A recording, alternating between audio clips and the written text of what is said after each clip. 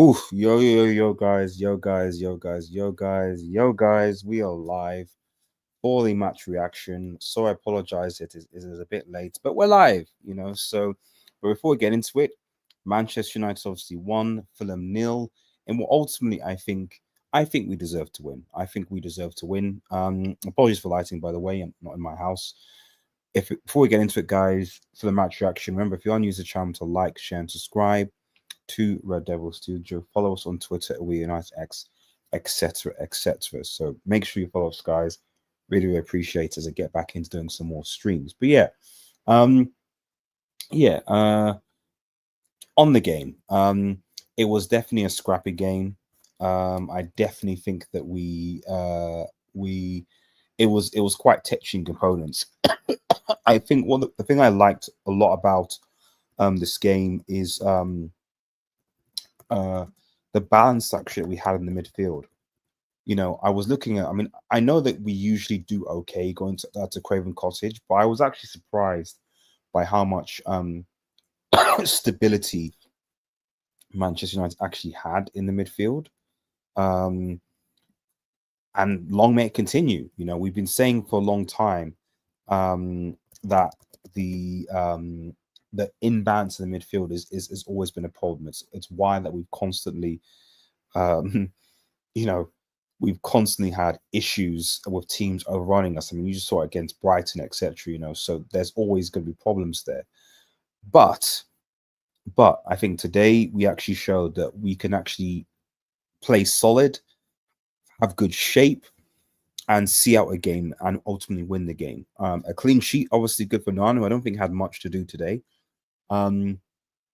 Ultimately, there's still issues with creating chance. I think that you look at sort of Hoyland and think, okay, he was given the start against Xerxes, and he came off after 57 minutes. What did Hoyland really do? I'm not saying he was awful for the service and stuff, but he didn't really do much. And I'd make a case that when Xerxes came on, I'm not saying Xerxes was massively better, but we did play a bit better when Xerxes came on.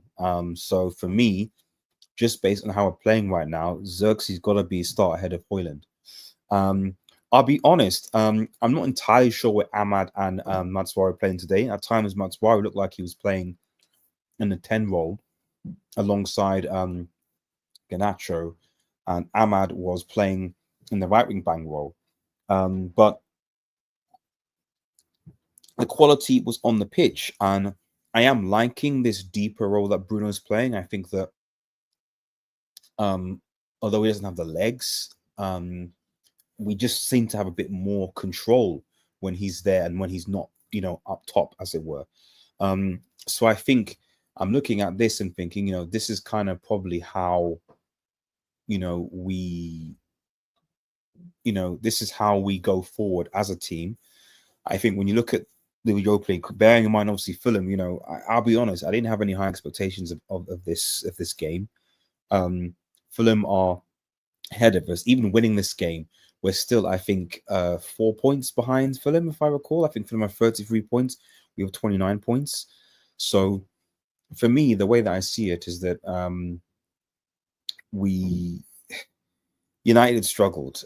And this is the first one in a while thinking, okay, maybe potentially we might be on the right track if we can start beating these types of mid-table to low-to-table teams and get some good and some get goals. That's what Manchester United need. That's what Manchester United need. Now, if I look at Manchester United's fixtures, we just have a brief look and see where they are. I mean, it's embarrassing where Manchester United are right now. Let's go to the table. Scroll down. 12. We went from 13 to 12. Joy. 2 wins in 5. Jeez, man. I mean, a better form than Chelsea, I guess. That's something to be said. That's still a -4 goal difference, which again shows we're not scoring enough goals.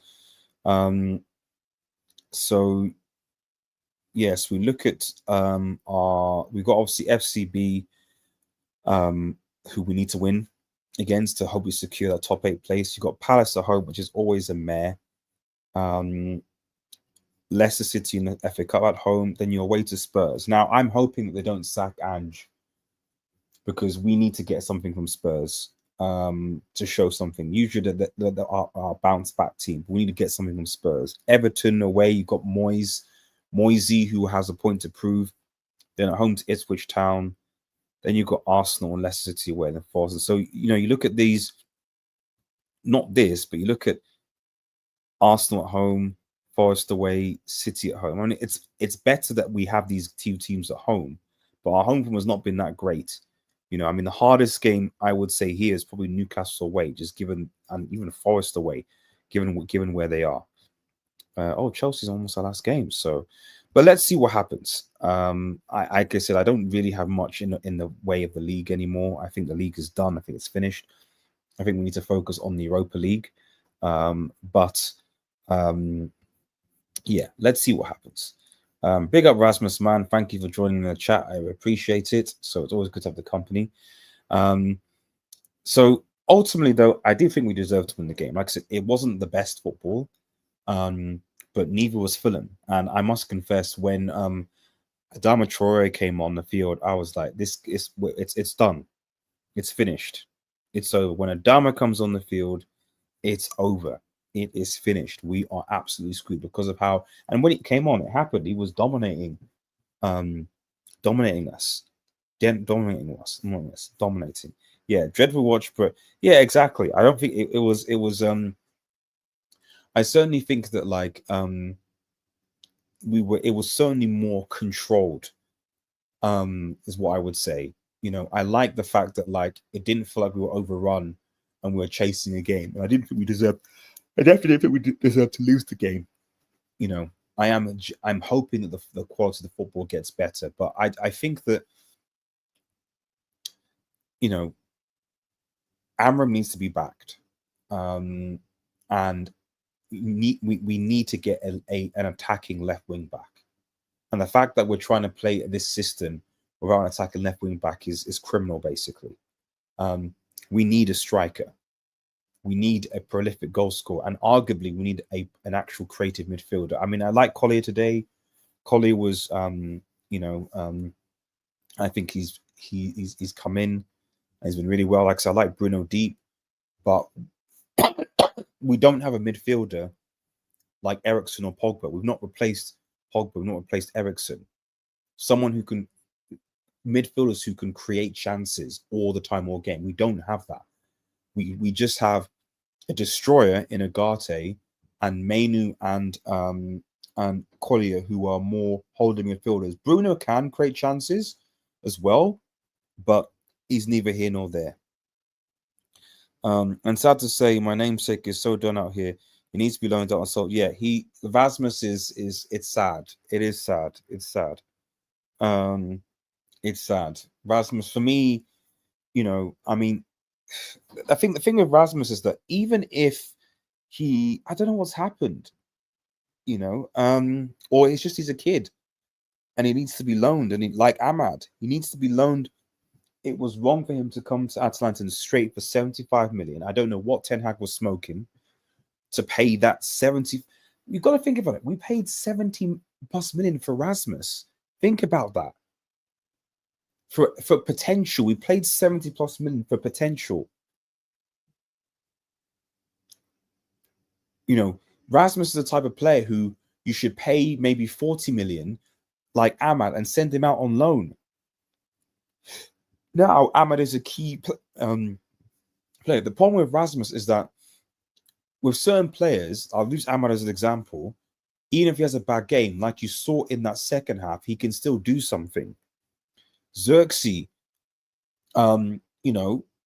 his finishing isn't as good as Rasmus, but I can see his hold-up players better. I can see his link-up players better. I'm not saying it's world-class, but it's better. When Xerxes, I'm like, okay, I can see what he's trying to do. Rasmus doesn't offer anything. Like, he's not offered anything. He's not scored in goodness knows how long.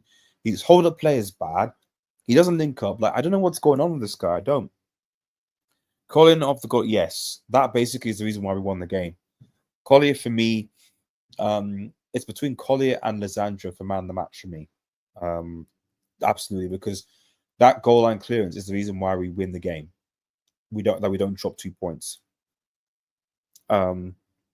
So for me, it's between him and Lisandro, who have had a good defensive performance. But obviously, he he scored the goal, and Lisandro's been scoring some clutch goals for us.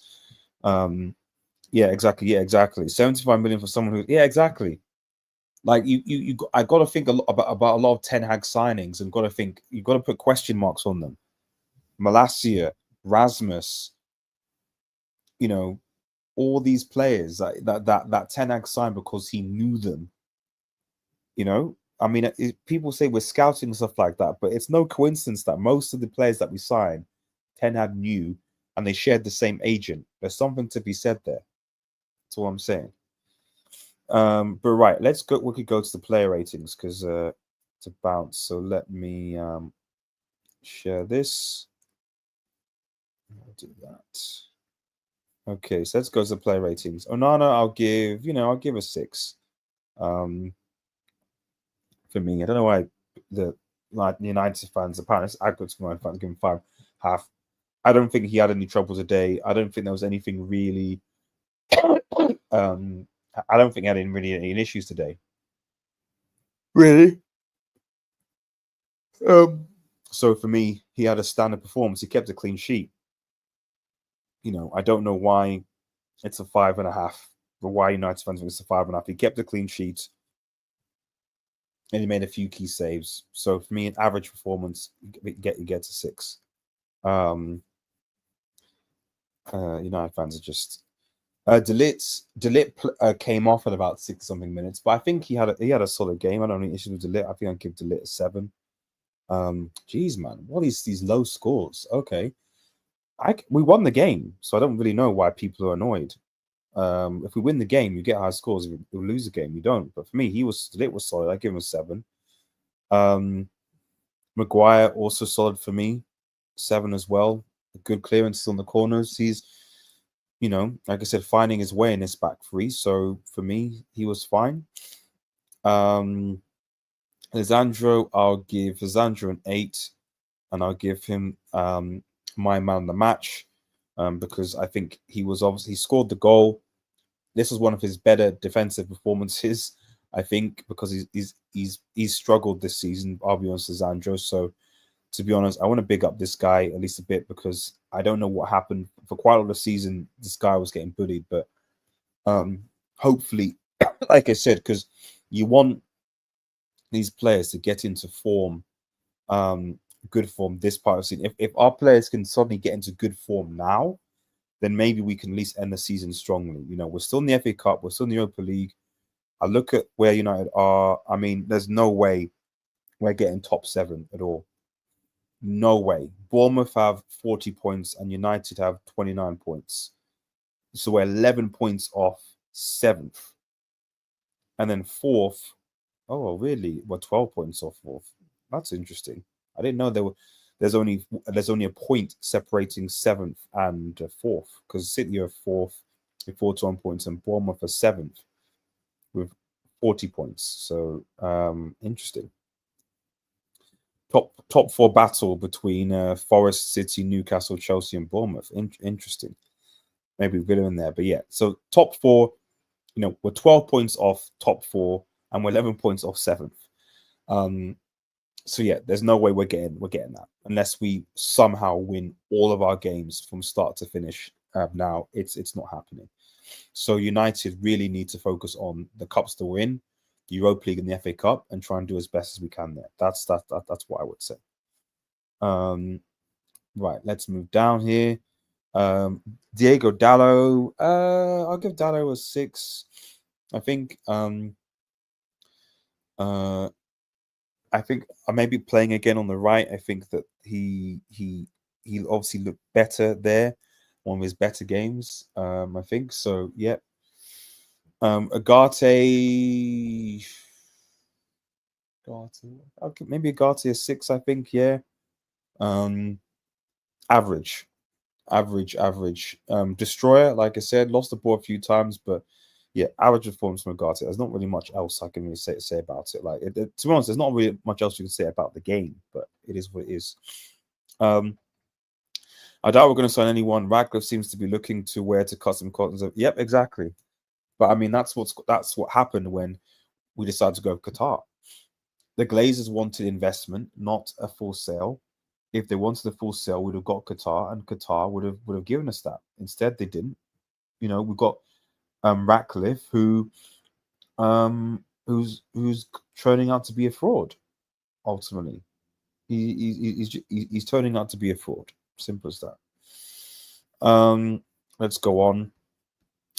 Bruno, yeah, Bruno. I think I'll give Bruno 6. I think, but that for me, that's a good 6 for Bruno. I'm only giving defenders higher because they kept a clean sheet.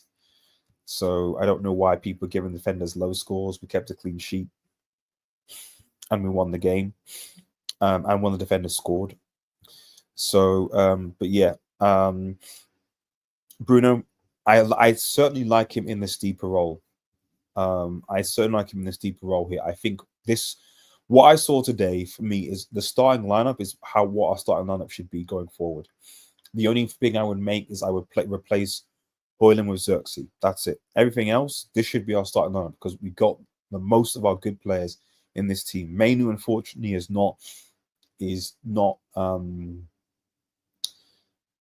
doesn't work right now in the system.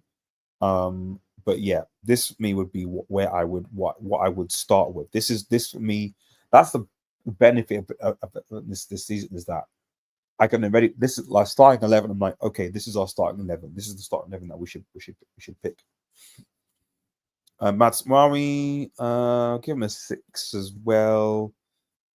Average. Got bossed a few times. He's playing on the left. I don't think he should play there, but we're stuck. There's a lot of makeshift stuff that we're doing right now. He's not a left midfielder. Ahmad, likewise. That goal should have stood, man. I don't know what it looked onside to me. I don't know how they decided that was offside. You could see his shoulder and the armpit of his arm or whatever. For me, he's on. We should have won that game 2-0. But this is why we should get automated offside, and not this line crap that the Premier League insists on playing. And I don't know why they insist on sticking with this line tech. But yeah, for me, Ahmad comes alive in the last couple of minutes. And yeah, I'll keep it that. Garnacho. Yeah, I think Garnacho. Let me. I'll give him a 6 as well. I think that for me, Garnacho had a good first half. Faded a bit in the second half. But yeah, it's clear that Amorim wants him to stay. And I think it's crazy that the board are basically saying, like, if you want to sign players in January, you need to sell Garnacho. That's the ultimatum. If you want the players in, you got to sell Garnacho so you can pay. If you want to keep Garnacho, you get no players. And I think we're not going to get any players. That's just how it is.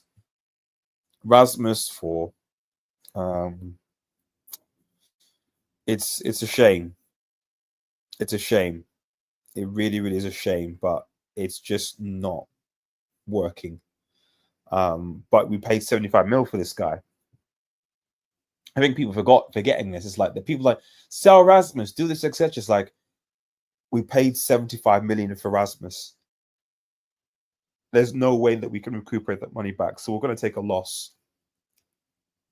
So either you loan him out, so that you don't pay his wages and see what happens, or you sell him at a massively cut price, because I don't see anyone paying more than 40 mil for Rasmus at best, probably 30 mil. You've lost at least 40 million for this kid. There's still potential there, but it's just he's regressed. Last season, I was like, okay, I can see what, and maybe again this was a Ten Hag signing, so I can see it, but he's regressed. He's definitely regressed. Euro coming on. I'll give Euro a 6. I think. It was a good tackle they made as well. Collier, I'll give Collier. I'll give Collier a 7 and potentially man the match as well. I think. What did Lisandro get? I think Lisandro got a 7. Yeah, Collier gets a 7 for that clearance alone. You know, for that clearance alone, Collier gets a 7 with me. That he's really been composed in the CM, and like I said, I don't think we need to have any more central midfielders, but we do need to have more creative attacking midfielders, like Pogba, like Eriksen, who can create. If we get one of those, then I think our midfield is fine. But we just don't have that. And that's my worry. Where you play the man system, I don't know, because obviously most of the creativity is supposed to come from the wing backs, but we don't have that. So, but yeah, big up Collier, man. Mainu, yeah, average. I don't think Mainu did anything. I mean, the one to the Ahmad was nice, but I don't think Mainu did anything when he came on to say that he should force himself into this team as of yet. At least that's what I think. But he's a good bench option to have, in my opinion, still. Malacia, yeah, I think fine. Average, again, off the bench performance. You know, at the end of the day, he's still one of our left, left back, left wing back, whatever it is, and he's been available than Shaw is. So everyone's saying Malacia should go. Yes, you might be able to sell him for more. That's fair enough. But at the end of the day, as far as I'm concerned, you've got Shaw. Why is Shaw still at the club? 3 more years. Lindelof, etc. Those guys, can go. You've got players already that then, because unless we're going to go out for a left back, and even then, I would keep him personally. I'd keep him as a squad player, utility player.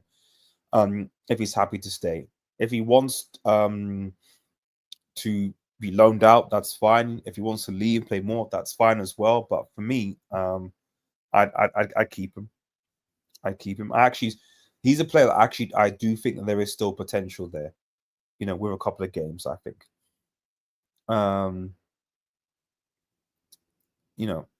Yeah, that's what I think. Because you've got to bear in mind this guy was injured for almost a whole year. So I always have a bit of sympathy for young players that are out there injured for a while, etc., and take the time to get a bit. I have more for that. You need to get your confidence back. You need to get a couple of games. You need to do all these different things, and it's difficult when you're in and out of the team. So yeah, Xerxes for me, I'll give him a 6. But yeah, he's still didn't. I don't care what anyone says. He still did more than Højlund. He's not the best, but for me, you got to start Xerxes over Højlund. You got to. You got to. You got to. You got to. Amorim, I'll give Amorim a 6, man. Yeah, average performance, but a win. That's it. I'll submit my votes. But yeah, man of the match, yeah, Lisandro Martinez, man. Lisandro Martinez for that fantastic goal and good defensive performance. I give him that. I give him that. Okay, guys. Well, thanks everyone for watching. Rasmus, appreciate you joining in. I really appreciate it. If you are new to the channel, remember to like, share, and subscribe to Red Street. We will hopefully be live again this week for the final Europa League game. Tune in for that watch along. And we'll be back with a match reaction at the end. I think United are playing. Let's have a look. Who United playing? Let's have a look. Let's have a look, guys. Let's have a look. Yep. So, it's on Friday. Is it? Oh no, it's not. It's Thursday.